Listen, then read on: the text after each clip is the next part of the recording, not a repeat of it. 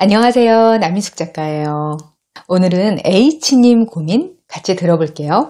작가님, 요즘 제 고민은 사람들을 만날 때 말을 너무 많이 한다는 것입니다. 저는 부모님과 살고 있는데 중요한 대화가 아니면 대화를 잘 하지 않습니다. 그래서인지 밖에 나가서 사람들을 만나기만 하면 제 이야기를 너무 많이 한다는 느낌입니다.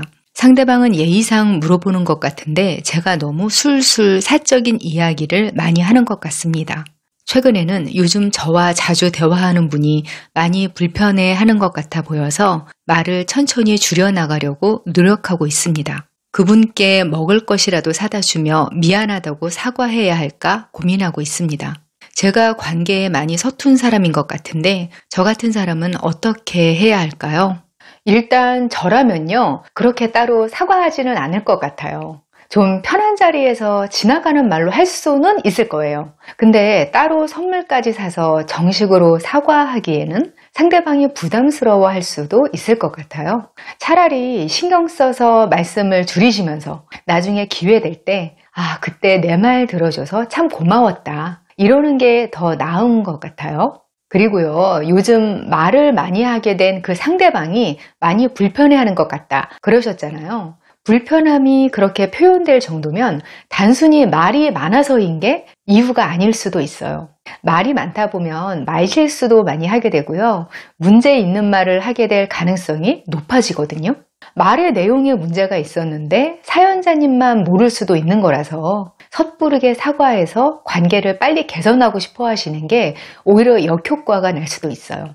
사연자님 본인이 관계에 서툰 것 같다고 하셨는데요. 관계에 서툰 분들이 자꾸 뭔가를 해서 관계를 풀려고 하는 경우가 많더라고요. 근데 보통 인간관계에서의 문제는요, 뭘 안 해서 생기는 게 아니라 해서 생기는 경우가 더 많거든요. 뭔가를 해서 나를 힘들게 하는 사람이 또 자꾸 다른 뭔가를 해서 나를 풀어주려고 하면 그것만큼 고역인 게 없어요. 그래서 뭔가 관계에 문제가 생기면 일단 멈추고 조용히 있어 보면서 그 다음을 생각해 보는 것도 방법이에요. 물론 사람에 따라서 말하는 걸 더 좋아하는 사람이 있고 그 반대도 있을 수 있고 성향에 따라 다르긴 해요. 그런데 자신이 감당할 수 없을 정도로 자꾸 말을 많이 하게 된다? 말이 많아서 사람들이 대화를 피할 정도다, 이런 건 그냥 성향 차이로만 넘기기는 어려워요. 여러 가지 이유가 있는데요. 유형별로 말씀드려 볼 테니까 내가 어떤 유형인가 한번 참고해 보세요. 첫 번째, 너무 외로울 때. 일단 사람이 다른 사람들을 만났을 때 너무 지나치게 내 말만 많이 하게 된다면 그게 일상적인 상태는 아니에요. 가끔 말을 쏟아내듯이 막 하시는 분들을 보면 저는 이런 생각이 들더라고요. 이분이 참 외로운 분이구나. 사람은 원래 다 외로워요. 그게 기본값이에요. 가족이 많건 적건, 결혼을 했든 안 했든, 친구가 많든 적든 다 외로워요. 그런데 자기가 가진 외로움을 잘 관리하면서 그럭저럭 살아가야 그게 잘 사는 거거든요. 근데 이게 잘 안 되는 분들이 있어요. 이런 분들이 사람을 만나서 그 사람이 내 말을 좀 들어준다 싶으면 이때다 하고 말을 막 쏟아내게 되는 경우가 많아요. 이런 분들은 외로움이라는 게 아주 친밀한 관계에서만 충족된다는 오해를 버리시면 좋겠어요. 세상 사람들하고 두루 소통하면서 아주 피상적인 관계를 갖는 것도 외로움을 더는 데에 도움이 돼요. 제가 아는 어떤 분도 인생 하강기에 자신을 고립시키던 시기가 있었어요. 그때 누구 아는 사람 만나면 그렇게 말이 많았었다고 그러시더라고요. 나중에 좀 잘 풀리고 나서 그 이야기를 들었는데요. 자기가 돈을 쓸 수 없는 시기에는 다른 사람하고 말 섞을 기회도 없어지더라는 거예요. 그래서 이분은 몸으로 하는 봉사를 시작하셨대요. 그러니까 같은 뜻을 가진 사람들끼리 최소한 그 일에 관련해서라도 대화를 하게 되잖아요. 원래 봉사라는 게 생각만큼 동화 같은 아름다운 일은 아니거든요. 거기도 현실이라는 게 있어서 내가 봉사하고서도 항상 뿌듯하고 이런 건 아니에요. 그분도 꾸준히 봉사를 하시면서 여러 고비나 마음의 갈등도 있고 막 그랬겠죠. 근데도 어느 날 보니까 말 많이 하는 병이 고쳐졌더래요. 그분한테는 그 봉사활동이 세상과 소통하는 수단이 되어줬던 거예요. 두 번째, 강박이 있는 경우, 완벽주의 성향이 강한 분들, 강박이 있는 분들이 본의 아니게 수다쟁이가 되는 경우가 꽤 있어요. 이런 분들은 일단 어떤 상황에 대해서 말을 하면 그거에 대해서 시간 순서대로 인과관계, 기승전결 다 빠지지 않고 싹 말해야 직성이 풀리는 거예요. 내가 말을 하고 있는데 듣는 사람이 자꾸 끼어들어서 짜증이 난다? 왜 사람들이 차분하게 말을 듣고 있지 못하는 거지?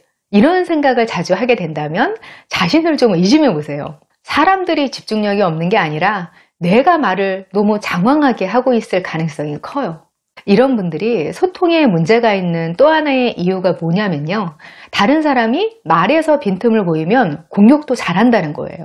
사람들이 대화하면서 어떻게 다 논리가 척척 들어맞는 말만 하겠어요. 내가 혹시 이렇지 않나? 이런 의심이 드시면 강의가 아닌 이상 좀 대충 말해도 된다. 이렇게 생각을 바꿔보시고 자신의 태도를 의식해 보시면 좋겠어요.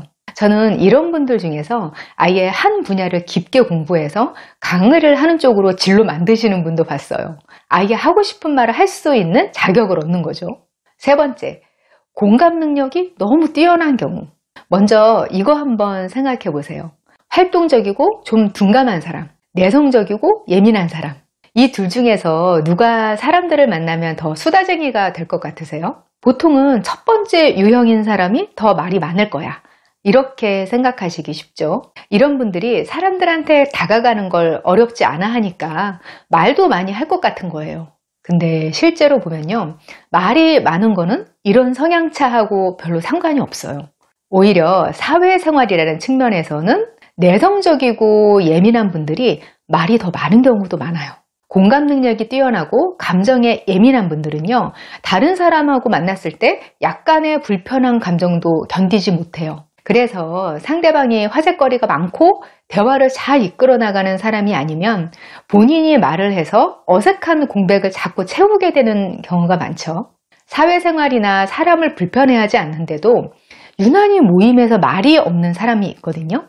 그분들이 의외로 외향성인 경우가 또 많아요. 그게 처음에는 신기했는데 알고 보니까 좀 당연한 거더라고요.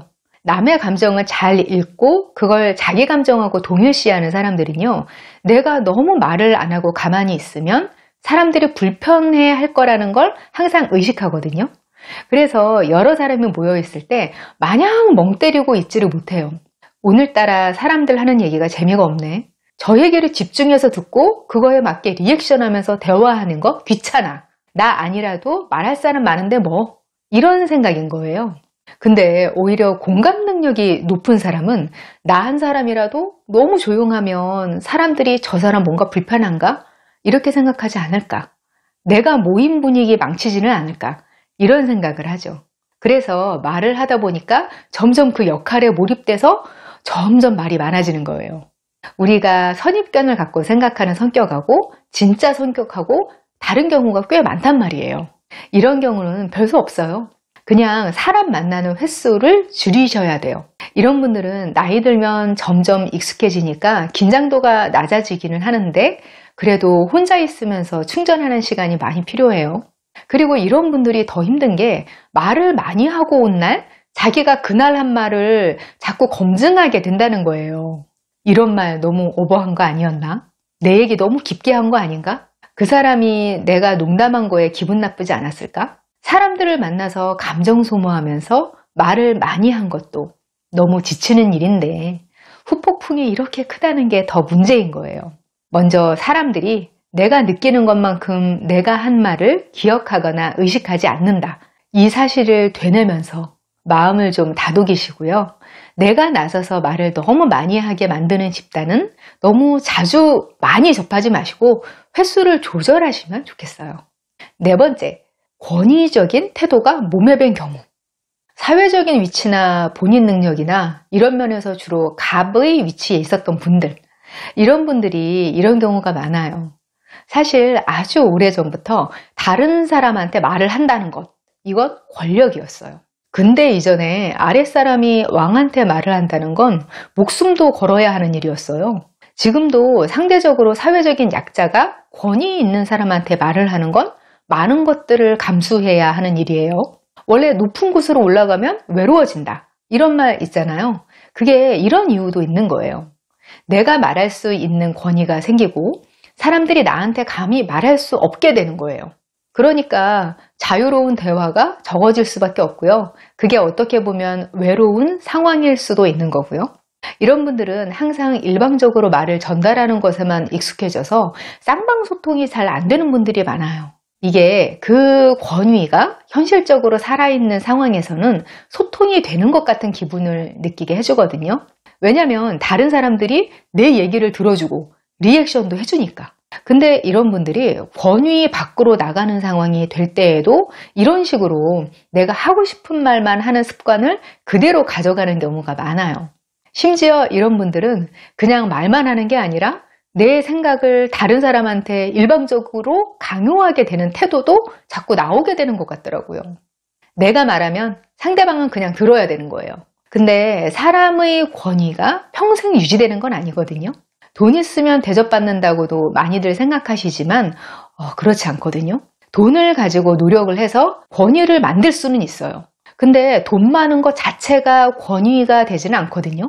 그런 때가 되면 소통이 되는 사람을 만나게 되지 돈만 많은 사람을 만나게 되지는 않아요. 생각해 보세요. 다른 매력은 없고 돈만 많은 사람하고 교류하는 게 무슨 의미가 있겠어요. 그 돈을 나한테 주는 것도 아닌데 돈을 주고 만나면 그건 더 이상하죠? 현업에서 일하면서 에너지가 넘치고 인사이트를 주는 사람이면 사람들이 자꾸 주변에 모이게 되죠. 평생 먹고 살 돈을 벌써 벌어놓은 부자들이 자꾸 일을 하는 게 그런 이유도 있는 거예요. 있는 돈을 쓰기만 하는 사람이 아니라 계속 생산을 하는 사람한테 권위가 유지되니까요. 근데 권위에 익숙해지면 돈이 안 많아도 일방적인 자세로 말을 많이 하게 되는 걸 보게 돼요. 이러면 소통에 문제가 생기고 사람들이 주변에서 다 도망가는 거죠.